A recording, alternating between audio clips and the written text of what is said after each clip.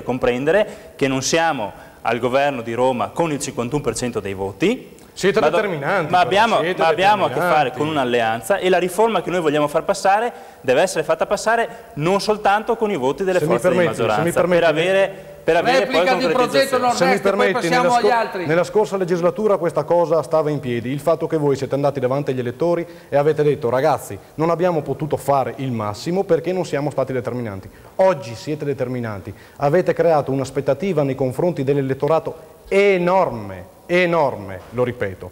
Dunque, mantenete gli impegni, Progetto Nord-Est non vi disturba affatto, anzi, come ripeto, noi siamo qua, con un progetto alternativo che è quello di non essere né schiavi di Roma, né servi di Milano. Noi guardiamo al patto che abbiamo fatto con gli elettori e noi i patti li sappiamo rispettare. La Lega in Veneto e noi i patti li sappiamo rispettare. E noi i patti li sappiamo